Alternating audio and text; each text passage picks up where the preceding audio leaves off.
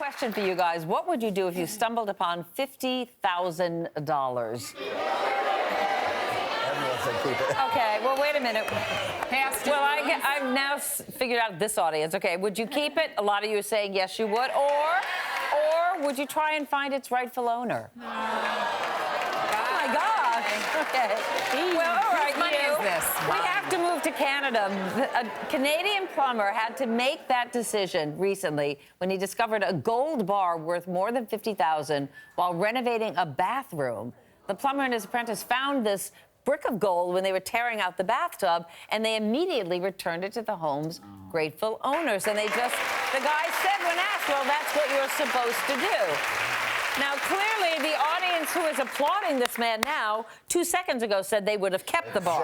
Just for the record, what would you guys have done? Sweet. Now, the owners are not in the bathroom. They don't know what's going on. I would have returned it because I would have thought I was on that show, What Would You Do? Yes. So I would think there's cameras everywhere. Like, here you go. Here's your I gold say bar. finders, keepers, losers. Really? No, but here's the thing. I'm gonna play devil's advocate here. Yeah. It's like if you found $50 on the street, then you're like, who's this $50,000? Anyone can come and be like, that's my $50,000. Yeah, but you're in the house. You're in the house. The owner did not know that it existed. They forgot. But you know They what forgot? I think? Yes, they said that they misplaced it or Are something. you kidding me? I'm not kidding you. Here, Meredith, my plumber goes in and then, Doesn't I matter, it's forgot. their That's home. my It's bar. their home. You're in their home. But I think first of all, there should be a finder's fee because they would not have known that gold was there. And I think, I don't see. Expect to be paid? Would you say to them, I found this brick of gold, you either pay me a certain amount or you're not getting any? Well, what I'm saying, the decent thing, because I'm with the audience, I would have split with the money. But No, you wouldn't have. No, I would have dragged that thing out, put it underneath my wig, and I'd have walked out with No, that you gold would not have. my wig and had my brain way down. But I think a finder's fee is fair. I say, here's your bar, and hopefully the owner gave them something for That's finding the thing, something yeah. like They that. probably did. I don't think they did. At this point, we don't know. We don't know. We don't know. Don't turn But on here's them. the other flip side to this then. What's the flip side? If you give it back and they offer you fund, do you take the money then? Or are you usually like, no, thank you. Yeah, Have any of you found something and returned it and they offer you a reward? I don't take it, like the reward. But you would take the gold bar, but you wouldn't take the know reward? that's there, Meredith. And that's $55,000. Don't you believe in karma? I feel like, I God do, forbid I lose like my wedding ring or my watch or something and someone comes finds back it. to you. If Yes. I return somebody's rightful property to them, I hope to God that someone would Karma, return karma, my Yes, stuff. I I can't agree. live with like that. I agree.